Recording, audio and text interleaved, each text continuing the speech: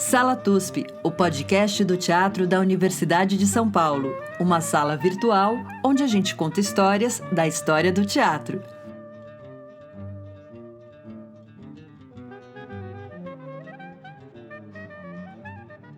Olá, ouvintes do Sala TUSP, essa é a nossa sala virtual, onde a gente conta histórias das teatralidades brasileiras e a gente expande nossos tentáculos, porque a gente gosta de conversar com todo mundo. Hoje nós estamos conversando com um lugar distante, mas próximo também. Eu estou em São Paulo, Chico Pérez está na cidade de Sanduíche, Bauru. Olá, Chico. Olá, Maria. Olá, ouvintes. Bem-vindos a mais um podcast do TUSP, nosso 29º podcast. Como a Maria disse, gostamos de expandir nossos tentáculos, porque a gente já não aguenta mais ficar em casa. Não aguentamos mais home office. Queremos sair e abraçar as pessoas, mas como isso ainda não é possível, abraçamos virtualmente. E hoje estamos aqui com uma pessoa queridíssima, que tem um histórico maravilhoso conosco, de alguns trabalhos juntos. E seguimos aí, tentando expandir os tentáculos. Vamos lá. Nós estamos conectados com a cidade do México, com Ileana Diegues. Olá, Ileana. Oi, obrigada, muito obrigada pelo convite. Eu peço desculpa por meu portunhol, mas eu acho que assim vou poder me comunicar melhor, então falo um portunhol. Muito obrigada pelo convite, Maria. Francisco, obrigada. Nós estamos muito felizes de tê-la aqui e eu vou repetir o que eu disse antes da gente iniciar.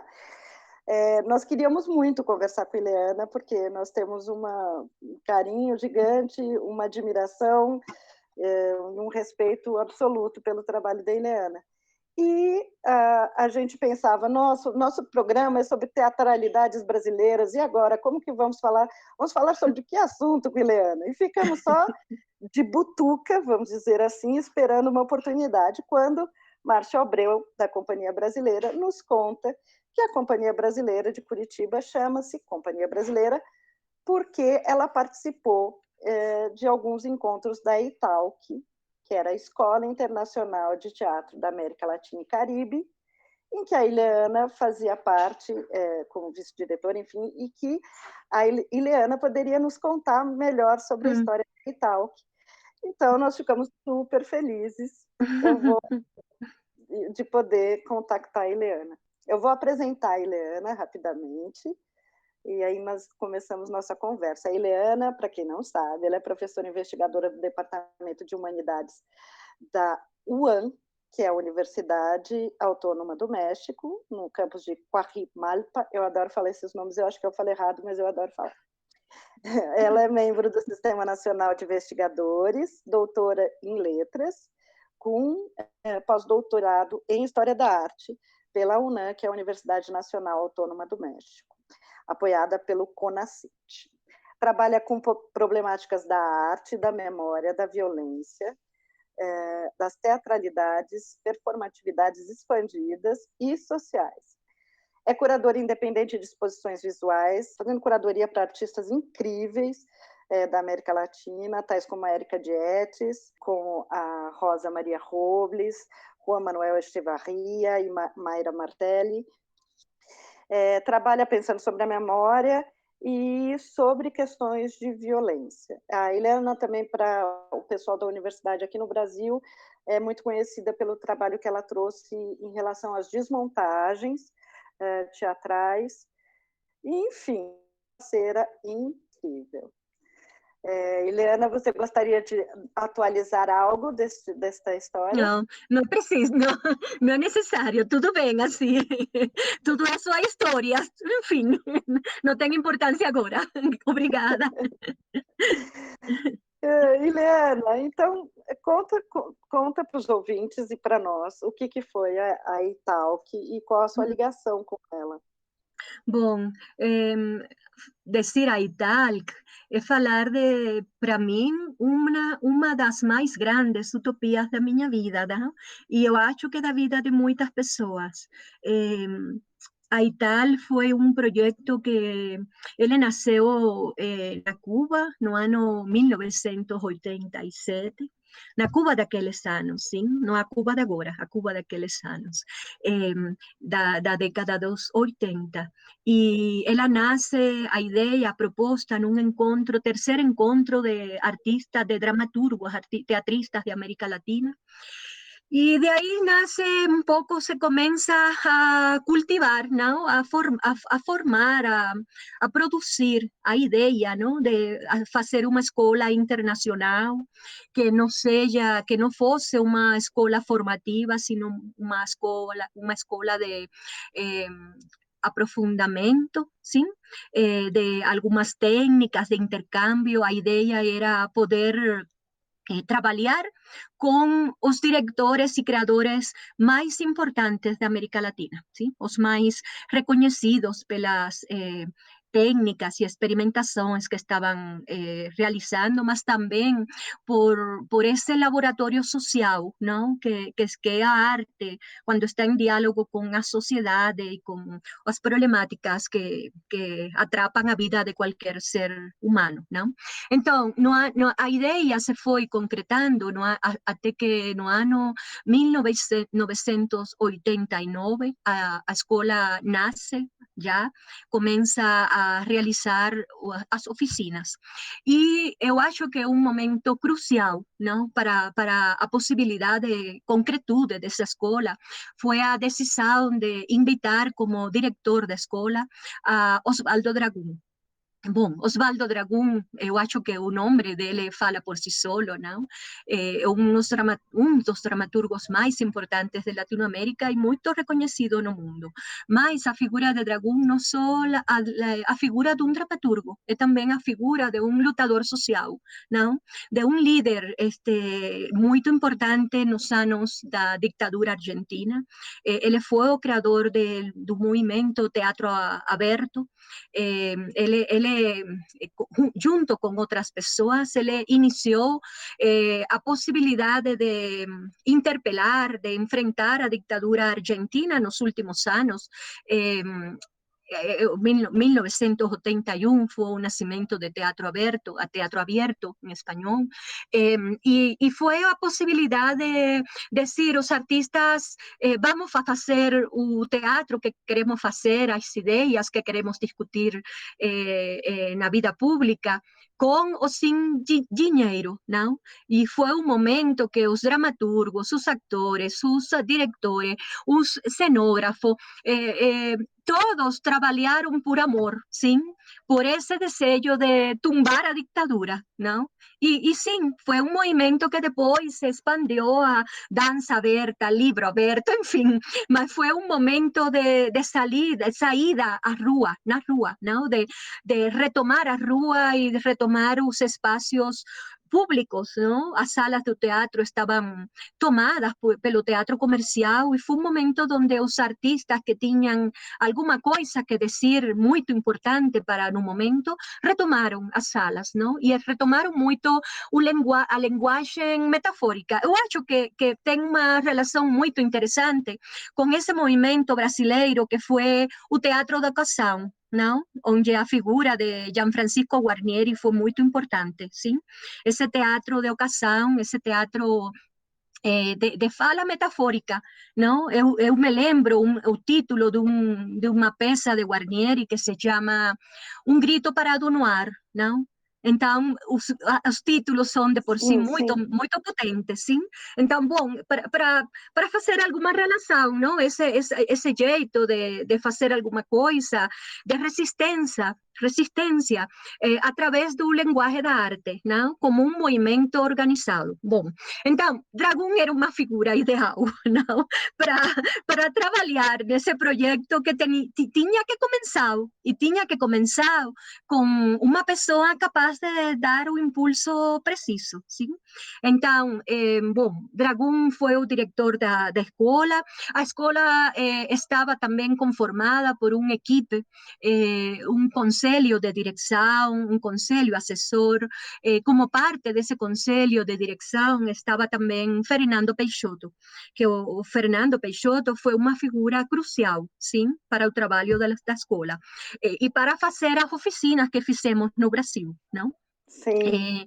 Então, no ano, em novembro do ano 89, nasce a primeira oficina da ITAL.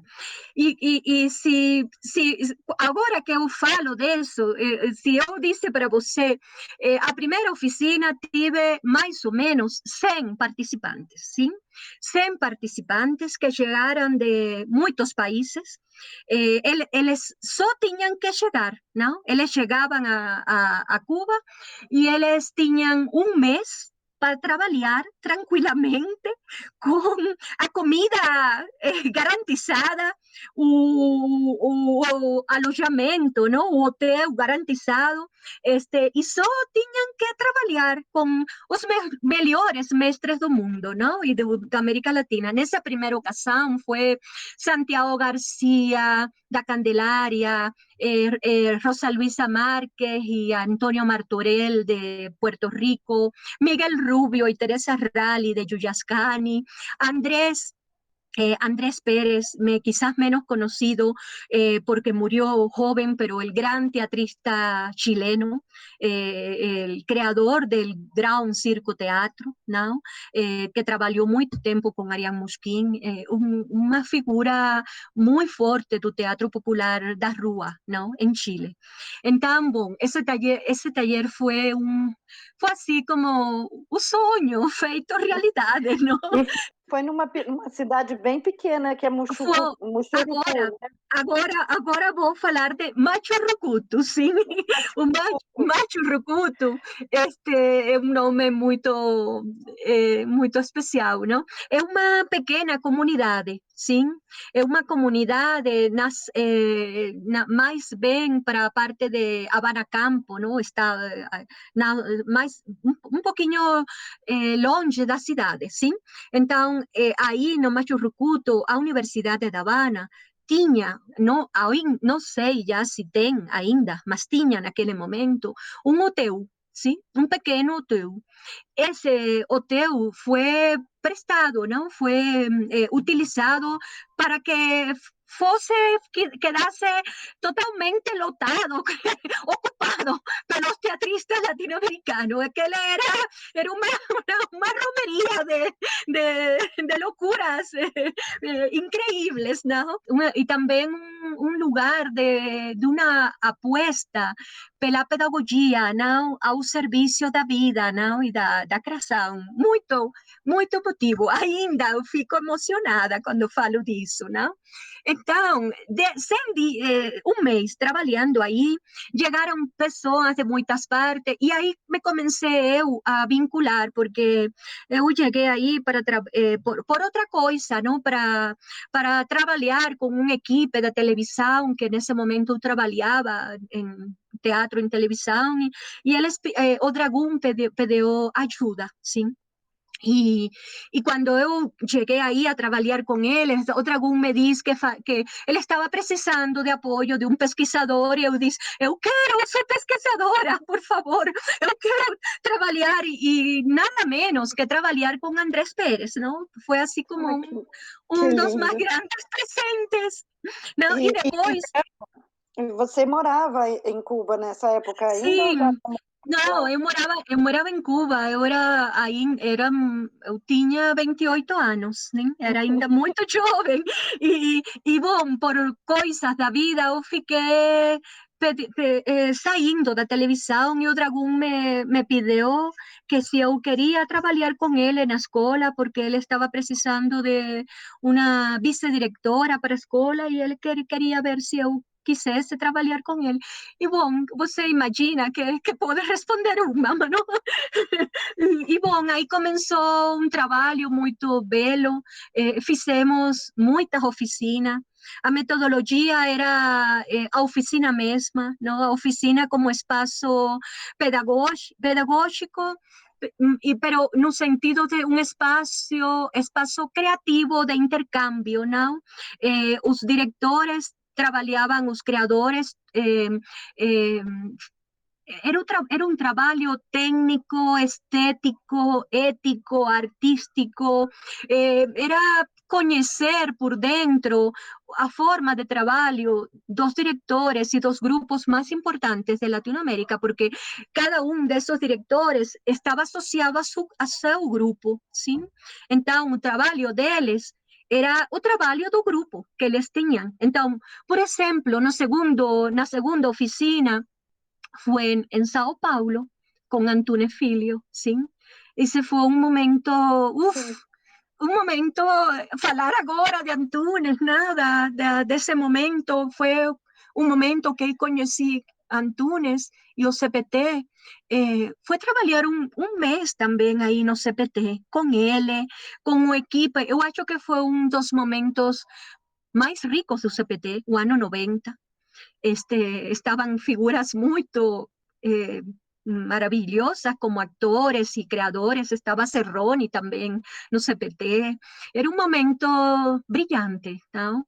Estaba Raúl también, o Antunes tenía un equipo en ese momento así lúcido y muy interesante, ¿no? Eu acho que depois os equipos também mudaram e seguiram sendo bons, mas nesse momento era de pessoas de muita experiência no teatro, né? Então, depois dessa experiência aí com Antunes, que chegaram pessoas de vários países latino-americanos, isso era a parte mais também muito interessante do intercâmbio, sim? Porque não era só o intercâmbio com o mestre, não? Era o intercâmbio entre todas as pessoas que acudiam e cada deles era mestre em seu país, sim? Porque todos eram actores muito reconhecidos, não? Por exemplo, depois, no ano 92, Antunes foi convidado para uma oficina em Cuba, sim? E um dos discípulos dessa oficina foi Miguel Rubio, não? Que era uma figura super, más grandes directores do mundo, diria eu, e aí estive aprendendo do Antunes, sim? Como alumno de Antunes, era um espaço muito generoso. Ileana, e você acha que esse encontro entre mestres, encenadores, criadores e seus grupos, eu estava ouvindo o Dragon falando num pequeno documentáriozinho sobre a experiência, e ele dizia que isso talvez só fosse possível por meio dos grupos, porque a grupalidade era uma característica latino-americana. E é curioso ouvir isso hoje, porque eu comecei a fazer teatro nessa esteira, né, como o grupo, o grande gerador do teatro de vanguarda, do teatro progressista, do teatro de pesquisa, e hoje em dia a gente vê isso muito menos. Qual a sua leitura disso? Era um momento dos grandes mestres? Sim. Era uma outra época dos grupos? Era um momento em que a teatralidade latino-americana, não? Bom, alguém diria, o teatro latino-americano, eu prefiro falar de teatralidade latino-americana, não? Porque essa prática começava a ser expandida hacia outras formas, não? Já o grupo Yuyascani tinha realizado muitas experiências na rua, onde a performatividade cobrava muita importância, também a Candelária, enfim, eu acho que foi um momento de expansão, sim? Das artes e especialmente da teatralidade, não? Então, nesse grupo, eu acho que o ano 80, 90 foram momentos culminantes, não? Desse processo de formação, consolidação da experiência grupal, ¿sí? Que en América Latina se consolidó también e implicó también a consolidación de una forma dramatúrgica que fue a creación colectiva, ¿no? Entonces, os anos 90, ainda os grupos eram muito fortes, sim, na América Latina, eu acho que sim, e eu acho que a estética de cada desses mestres é uma estética atravessada, misturada pelos processos de intercâmbio e de criação que tinham lugar em cada grupo, não? Eu me lembro que no ano 91 nós trasladamos a Bogotá para fazer uma oficina com Santiago Garcia e o Teatro La Candelaria. Isso foi uma loucura, porque nós conhecemos o trabalho por dentro da Candelária. A desmontagem não era só a desmontagem das obras, sim? Era também a desmontagem das formas de vida, das formas de trabalho, das crenças. Eu acho que foi um momento mágico, não? Para entender eso que los artistas latinoamericanos decían y que sigue comentando Yuyascani. Yuyascani va a cumplir en este año 50 años de trabajo independiente, ¿sí? Es un grupo ainda. O Miguel dice, es muy difícil la vida manter un grupo, mas o Yuyascani está ainda como grupo, ¿no? Y los artistas de Yuyascani acostuman decir que eles trabalham para fazer o teatro que querem fazer. Sim? Sim. Ao inverso, sim. Sim, é o trabalho do teatro para ganhar a vida. E o Yuyascani diz ao inverso, sim. É o trabalho para fazer o teatro que quero fazer, não? Totalmente independente do Estado. Então, nesse momento, Maria, ainda o trabalho de grupo era uma possibilidade. Eu acho que as formas de transformação do trabalho de experiências coletivas hacia isso que vocês em Brasil han chamado de experiências colaborativas, sim? Eu acho que aí tem matiz muito interessante, não? Otto Araújo, Vertigem e outros atores falam disso, não? Da experiência colaborativa. E eu acho que é uma distinção interessante. Não são os tempos já da coletividade como nos tempos utópicos e demais, com coesão, incluso ideológica, sim? Eu acho que também as crises, por exemplo, a caída do campo socialista, apertura hacia todas as crises e os quebres das utopias, não? Quando em Cuba começamos a conhecer da perestroika, começamos a ler as revistas que chegavam de Moscou, não? Tempos novos, e começamos a saber o que estava acontecendo e o que era preciso renovar, não? E depois a caída do muro de Berlim, ou seja, começamos a conhecer outros relatos. E mesmo também do outro lado, eu acho que os outros países começavam a finalizar um ciclo de ditaduras militares.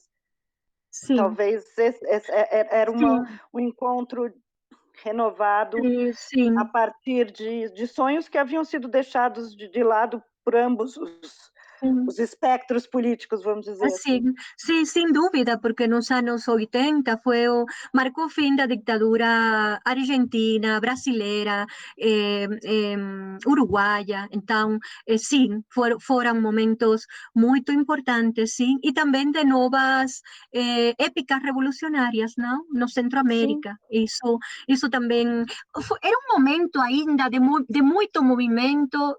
E ainda acho de muita fé, sim, de muita crença, de ainda uma certa possibilidade de aposta utópica num mundo que era possível construir. Eu acho que nos anos 90, bom, eu saí de Cuba no ano 94, sim? E nesse período, justamente, começa o período o período especial, chamado período especial na Cuba, que estive precedido pelo fuzilamento dos militares, o quebre pelo menos o conhecimento público, não, do que estava acontecendo também ao interior desse grupo do poder em Cuba, sim? Então, ainda quando se tratou de fazer crer que tudo estava baixo controle, nós começamos a perceber de uma maneira muito forte a quebra, não? A quebra, a queda de muitas coisas também, não? E, bom, eu acho que a partir dos 90 a ideia de coletividade é outra, não? Eu acho que é mais, quizás, a palavra que vocês colocaram de colaboração, não? É muito possível.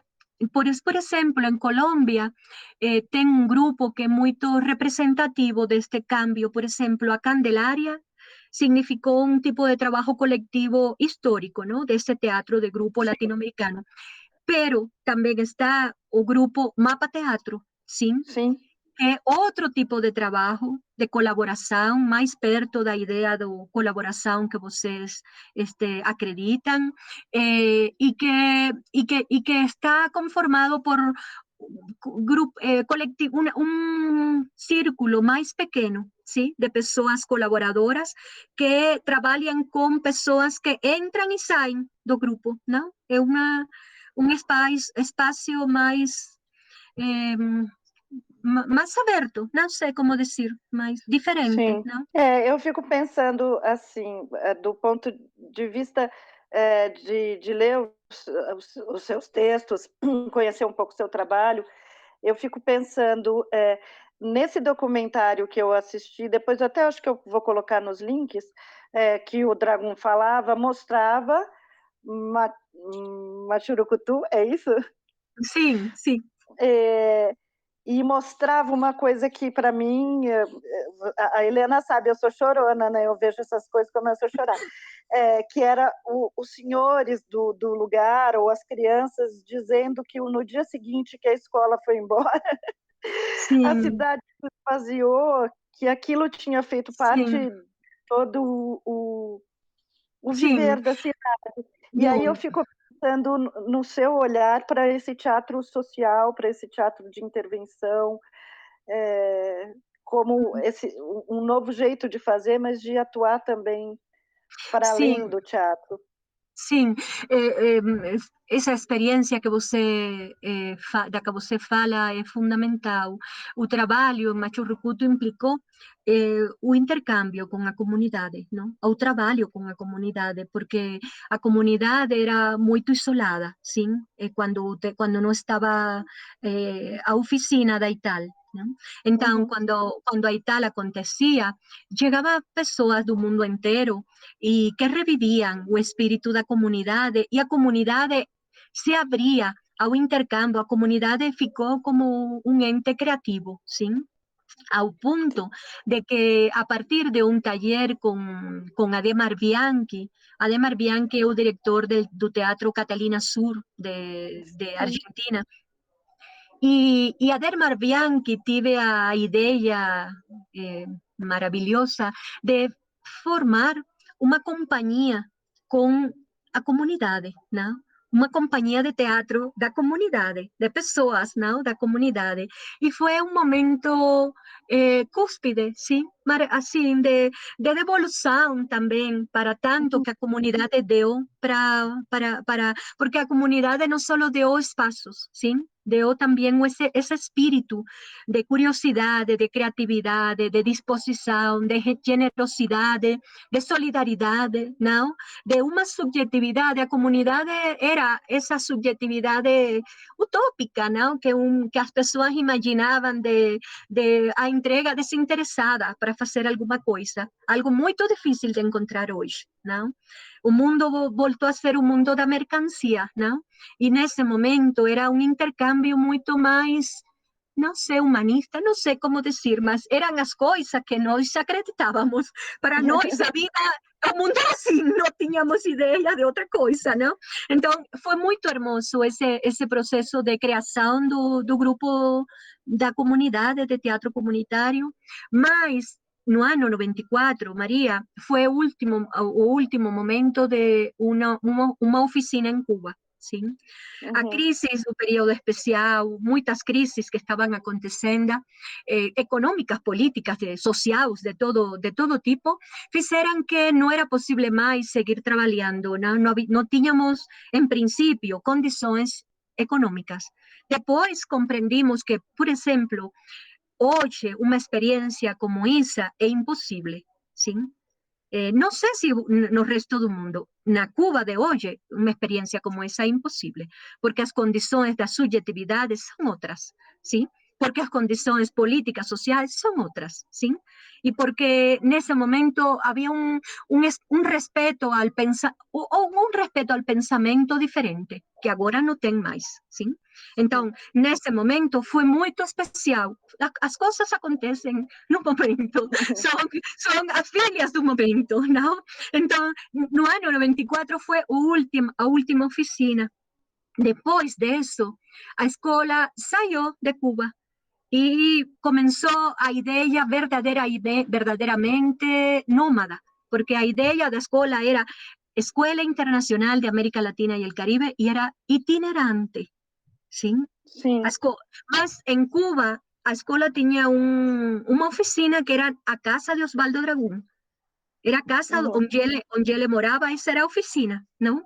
E era um centro de intercâmbio todo o tempo, não? De imaginar coisas. Eram apenas 5 pessoas as que faziam isso, com apoio das pessoas, do pessoal da Casa das Américas, quando estávamos na Cuba, com apoio de outras pessoas de outros lugares, quando estávamos fora de Cuba.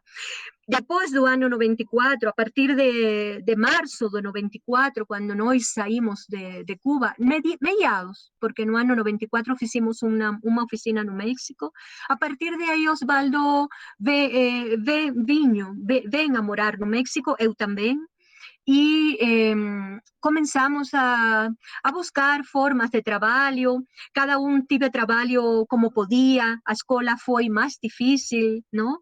Se mantinha com, não sei como, com a gestão de cada não? As relações, tentativas para fazer uma oficina com apoio de instituições do país. Em México fizemos várias oficinas, mas também em outros lugares. O Dragón morreu no ano... Estava hoje, eu acho que foi finais do 99.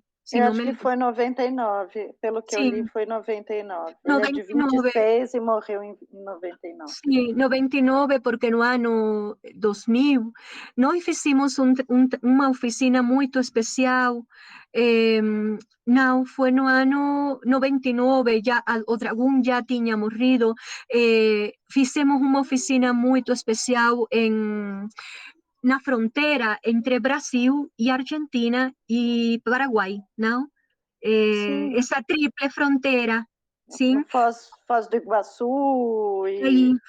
Foi no Iguaçu, foi no Ponte de Iguaçu, e participou outro ser muito amado, que foi João das Neves, sim? Ah, sim, sim. João das Neves foi o mestre ideal para trabalhar com os guaranis, porque foi um intercâmbio de culturas, não? Com o mundo guarani, sim? Sim. Então, João era, pela experiência de João, não? A pessoa ideal para fazer, e foi o mestre coordenador de toda essa experiência. Foi uma oficina muito especial, onde o Dragón já não estava mais. Não sei como dizer, mas o fantasma do Dragón estava. Com seguridade. Sim. E depois continuamos imaginando formas, não? Fizemos um taller no ano 96 que foi muito importante com Yuyascani, porque a escola tive, eu acho, ao início, pelo menos 2 linhas, não? Uma que foi o intercâmbio de saberes, de conhecimentos de mestres, de grandes mestres, não? E outro que foi o levantamento, o inventário de conhecimento dos grupos, sim? E isso porque o intercâmbio de mestre era que os mestres eram invitados para fazer oficina, sim? Em qualquer lugar, fora de seu grupo. E esta outra modalidade de conhecer o trabalho de grupo in situ, sim? Nós viajávamos até o lugar. Começou justamente com CPT, sim? Com Antunes e o CPT. Depois, a Candelária, depois Yuyascani, depois Malayerba, em Equador, com Aristides Vargas e Charo Francês. Depois, incluso, uma oficina fora da América Latina, que foi o Odin Theatre, não? Depois, incluso, uma oficina com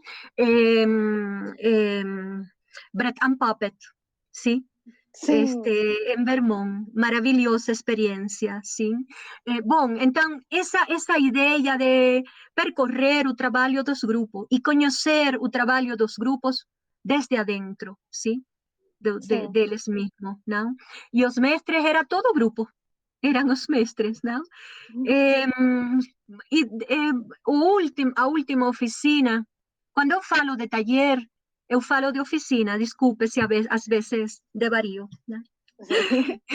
Não, para os ouvintes, taller a tradução seria oficina. Ah, bom, então, ok. A última experiência, já muito difícil, porque já era muito difícil no ano 2004, sim, foi realizada a última oficina no México. Participaran Miguel Rubio, Teresa Rally, Roll Agderhalden de Mapa Teatro y Heidi Agderhalden, Emilio García Huevi de Periférico de Objetos. Fue una oficina muy especial porque fue muy arriscada. Así se dice la palabra, Sim. arriscada, en todo sentido, ¿no? Económico, de todo, porque as condições eram precárias, não? E ainda assim foi a possibilidade de criar e de trabalhar com as pesquisas que nesse momento estavam desenvolvendo os grupos e os mestres, não? Uma espécie de aposta, algo assim como a vanguardia mesma, sim? A ideia mesma de ir para frente, não?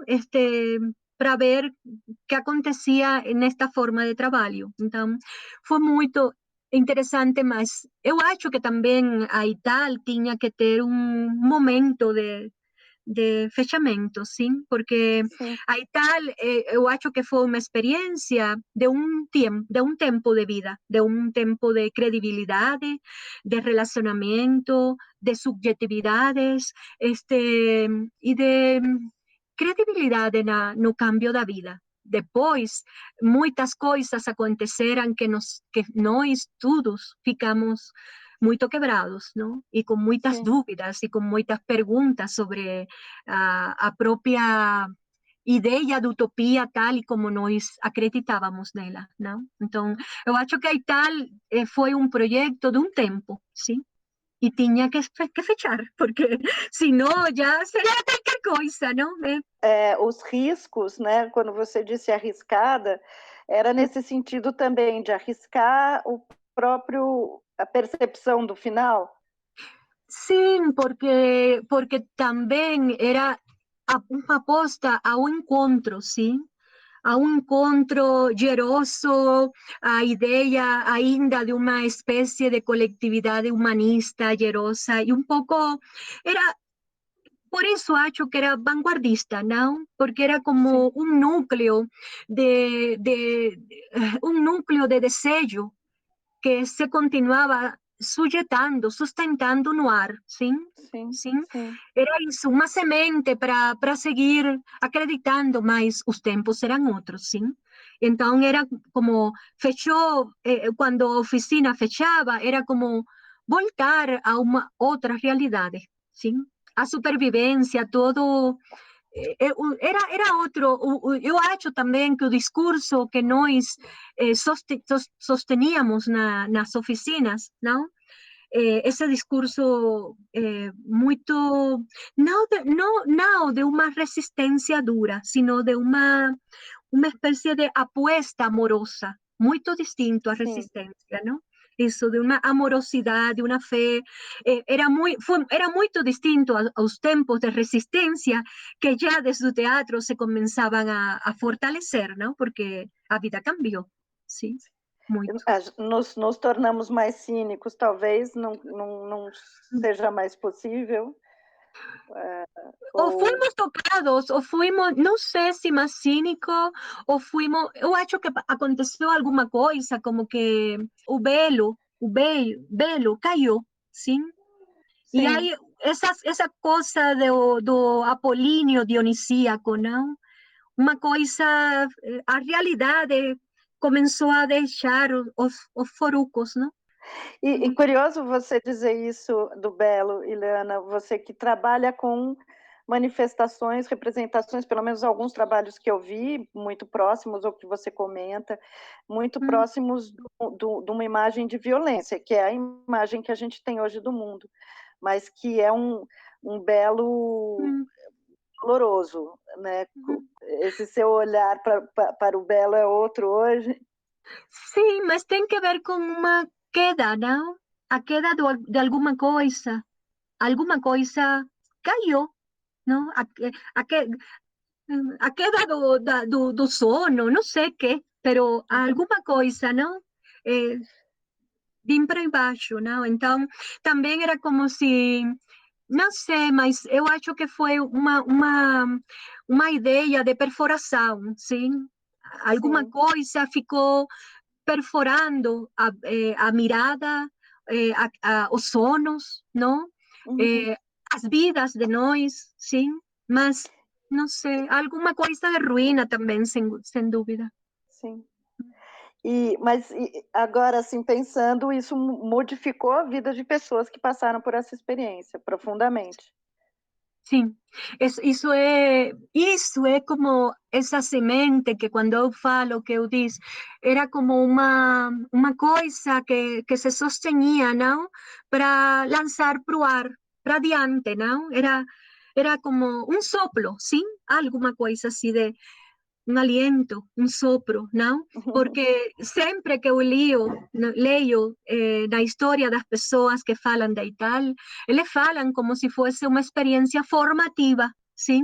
Porque ainda Sim. que a escola não era formativa, ela reformava o espírito, não? E as relações éticas, espirituais, não sei, mas eu acho que sim, que mudou a minha vida, não? Totalmente, sí, totalmente. A ideia de família, de relações, a ideia da liminalidade que eu logrei pensar, eu acho que foi possível por ter vivido essa experiência, não? Porque, sem dúvida, era uma experiência liminal. Era um espaço de umbral.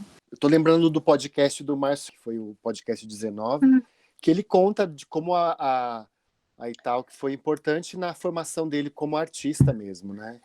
E eu participei em 2003, eu estava no último ano do teatro, do Departamento de Artes Cênicas da USP, e eu fui fazer um intercâmbio na AIEST, que é uma outra organização lá no México. E eu lembro que eu trabalhei junto com... Fui eu do Brasil, foi uma menina da Argentina, do Peru, do Chile, e aí tinha mais alguns participantes do México. E a gente teve aulas, a gente montou um espetáculo com Abraham Seransky, que é um diretor muito bacana do México. E essa história que você fala que foi uma experiência transgressora, assim, para as pessoas que participaram, aconteceu justamente comigo, porque até então eu era um aluno do teatro, né, da USP, formado com meus códigos de ética e de trabalho dentro da universidade. E aí, quando eu fui para fora, eu comecei a lidar com outras coisas, como justamente a questão da barreira da linguagem, da barreira dos comportamentos, de como as pessoas viam a cena teatral em outros lugares. E quando eu voltei para o Brasil, eu tive que ter um conflito comigo mesmo enquanto pessoa, porque eu falei, que tipo de artista eu sou perante a essa diversidade da América Latina, até resgatar um pouco da minha cultura espanhola e latina, que eu tinha por muito tempo negado, né? Minha família veio da Espanha, mas a gente era proibido de falar espanhol em casa, mas todo mundo falava. E hoje nós falamos abertamente, então, um portunhol também, né? Porque é uma mistura. E eu queria te perguntar, porque você fala da IEST de um lado e o Márcio deu uma imagem de outro, né? Se vocês têm contato com participantes da IEST que depois que saíram desses intercâmbios, desses encontros, eles tiveram também modificações no trabalho deles nos lugares de origem? Não, o segmento, o contato continuou com as pessoas que voltavam às outras oficinas, que escreviam, mas as condições da vida eram muito complexa, sim. A escola, o arquivo da escola estava num computador que às vezes quebrava, que era tudo assim muito inestável, não era tudo muito nômade, era tudo muito frágil. Eu acho que como a experiência mesma, sim. A Ital foi uma coisa potente, mas frágil, não? Mas também forte, sim. A sua fragilidade é uma fortaleza, porque era aproveitar esse momento único do encontro e depois os próximos encontros seriam sempre diferentes. Faltaram muitas coisas por fazer, não? Uma das coisas que eu sempre acho que faltou por fazer foi a criação sistemática de um arquivo, sim? Não tivemos capacidade, não? Capacidade humana, primeiro, sim? Capacidade material, capacidade de estabilidade de vida, não? Eu mesma era uma exiliada no México, não? Morar casa aqui, depois lá, com um filho pequeno, estudando, ou seja, era todo parte de um tempo de desplazamentos, não? A escola mesma saiu de Cuba. Eu acho que isso, não? A escola encarnou o espírito também do desplazamento, do nomadismo, não? Isso é interessante, mas isso tem custo, sim? E o custo é a ideia, a arte efímera como a performance tem possibilidade de transcender pelo arquivo, não? Pelo arquivo, pela memória visual, não? A fotografia, a documentação. E isso faltou. Não? Tem alguns livros que saíram dessas experiências. Recentemente, o ano 2015, 14, em Argentina, muito depois da morte de Dragón, em Argentina, uma pesquisadora cubana se deu a fazer um livro para tratar de reunir a experiência de Dragón, não? E aí tem uma parte aí tal, tem algumas entrevistas, tem reflexões de Dragón, mas todo esse trabalho de seguimento, não, Francisco, tudo isso ficou no ar, não se fez, não? É pura memória. Porque dá uma impressão de ser uma experiência potente, mas ela é um pouco imaterial, porque justamente não tinha essa Muito. organização acadêmica, vamos colocar esse acadêmico entre muitas aspas, né? De registro, de organização, de articulação e de pensamento, mas também era um momento que vocês tinham que experimentar a coisa viva, né? Acho que era mais importante ter a experiência do que ter o registro da experiência. Agora, desde minha experiência, entre aspas, acadêmica também,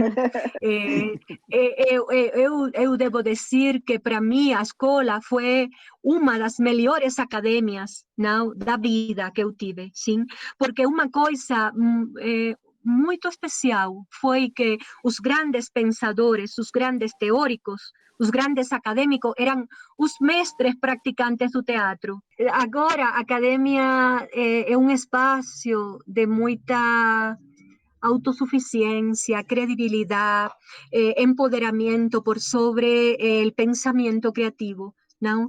E eu acho que os primeiros grandes pensadores e teóricos das obras deles mesmos são os autores e autoras, sim? E tem que contar com o trabalho e o pensamento dos autores, dos criadores, dos artistas. Então, eu agradeço muito haver aprendido a fazer pesquisa considerando a fala directa, o testemunho, o trabalho, a prática dos mestres e dos artistas, e não essa impostura de hoje, não? Onde a academia acha que a verdade é o que elas e eles leem nos cubículos das universidades. Sim? Isso não é saber, isso é mimesis do saber. Sim, sim. Sim. Ah, Ileana, que lindo isso. Nós estávamos falando antes de iniciar, eu e o Chico, e fui muito felizes. Vamos conversar com a Ileana. E o Chico falou, a Ileana é da galera, tipo, dizendo que você era uma pessoa que ia na periferia, que ia com os artistas de rap, que ia com os... e que estava lá, ou mesmo nos trabalhos duríssimos que você acompanhou em relação a grupos paramilitares, a perdas, enfim, histórico aí da América Latina, mas que você era uma pessoa que ia e que conversava com as pessoas. E isso é um diferencial incrível, porque você não deixa de ser uma acadêmica maravilhosa, mas é os dois, né? Maria, eu sinto agora, faz muito tempo, uma sensação de incomodidade, não? Com a palavra academia. Eu acho que a palavra academia deve ser repensada na própria ideia da academia, não? Porque é uma palavra muito conservadora.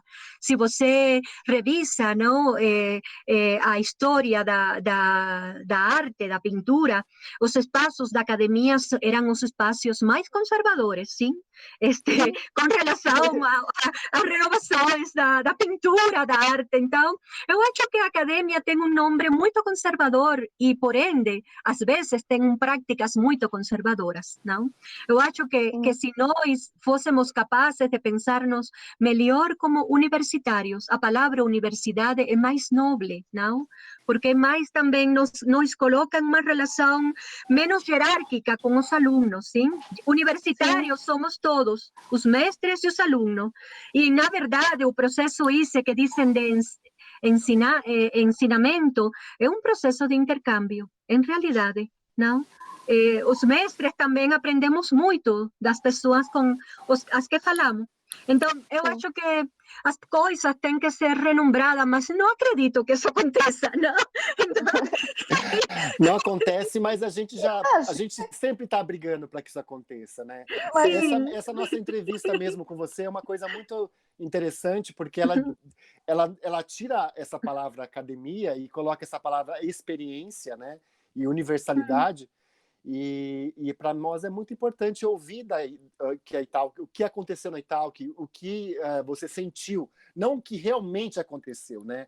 Como isso modificou o seu modo de ver o mundo e como isso pode inspirar outras pessoas, porque a academia é muito engessada, né? Ela transforma as pessoas em reprodutores de receitas. E, na verdade, a gente está aprendendo o tempo inteiro a pesquisar, a organizar e a experienciar as coisas, né? É importante demais esse seu depoimento, porque ele não é acadêmico. Justamente, a gente não está ouvindo aqui estruturas de como a escola se organizava. A gente ouve no seu relato como é que você aprendeu através da experiência. Isso acho que é uma coisa que precisa ser retomada. E uma coisa muito interessante, que a história da escola mesma só poderia ser resgatada por os diversos participantes, não? É uma experiência de ruína. Eu retomo muito, me lembro muito de Walter Benjamin, não? Dessa ideia da ruína, o último livro de Benjamin, não? Que ele foi escrevendo nos recortes do periódico, nas margens das coisas, que ele estava lendo mientras ele saía fugindo do nazismo, sabe? Então, essa ideia de o nomadismo mesmo, não? Da experiência, nós mesmos vivendo no exílio, iniciando a vida no exílio, não?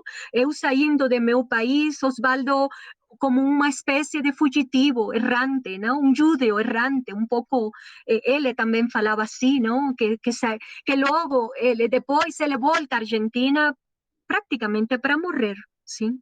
Ele é uma coisa circular. Osvaldo falava sempre muito do círculo, não? Ele foi parte de um grupo que foi o Frei Mocho e ele tem uma obra prima maravilhosa que é Histórias para ser contada, e ele sempre falava da estrutura do círculo, sim? Da estrutura circular. E a vida dele era esse espaço de encontro, não? Do círculo que ele propiciava encontros continuamente, e essa volta depois, não? Para o país, um pouquinho antes. Ele chegou para trabalhar um pouco no Teatro Cervantes, fazer muitas coisas aí, e depois morrer na terra dele. Tinha direito a voltar à terra dele, não? Nesse sentido, foi também muita sorte. Foi um homem de muita sorte, não? E que ele também repartiu sorte por o mundo. E agora eu acho que tem agora um enunciado que estamos tratando de recuperar muito, que é a ideia do pensamento situado, não? Pensamento localizado, pensamento que está anclado na experiência, não? E que tem histórias da academia que vem de Haraway, Donna Haraway, pero que realmente ele está, a mim me interessa pensar essa configuração do pensamento situado desde vários pensadores latino-americanos e pensadoras, não? A Nelly Richard, Silvia Rivera Cusicanqui, muitas mulheres e homens também que han trabalhado desde a ideia de que para falar do mundo em que vivimos, necessitamos também mexer os pés no barro, na terra do lugar onde moramos, não? Então, eu acho que a possibilidade de recuperar as ruínas, os pedaços, as quebras da Ital, tem que ver com a possibilidade de ir resgatando e configurando um pensamento situado, não? De cada pessoa que tive essa experiência. E, bom, o maravilhoso é que não vai dar nunca para fazer um discurso totalitário. Nunca vai acontecer isso. E essa é a melhor coisa. Nossa, apropriar. Nossa, que genial essa sua imagem de, para poder falar do coletivo, eu tenho que mexer no barro de onde eu nasci. Isso é muito, muito incrível, essa imagem. É lindo. A gente vai ter que... E agora? Porque todo final de episódio eu escolho um salto lacaniano, eu escolho uma palavra, um pensador. Agora está complexo, porque assim, tipo, vamos fazer o círculo do dragão. Em uma das minhas mãos, eu dou a mão para o Benjamin, nas suas ruínas. A outra mão, nós daremos a mão ao Paulo Freire. E a gente, como no começo do programa você falou de tentáculos, você pode dar mais mãos do que duas. A gente vai ficar aqui na ciranda no bom sentido, porque aqui no Brasil a gente também brinca um pouco que essa coisa de ficar fazendo ciranda não dá muito em nada, que é só um festivo. Ai, não! A gente vai ficar nessa ciranda com os nossos tentáculos ad infinito. Ileana, não sei como te agradecer. Obrigada, viu? Eu agradeço muito, muito agradeço a vocês, não? O interesse por reviver esse fantasma que percorre na memória de algumas pessoas, sim. Muito obrigada.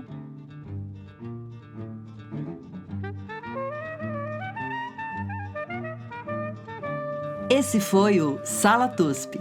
Sala TUSP, o podcast do Teatro da Universidade de São Paulo.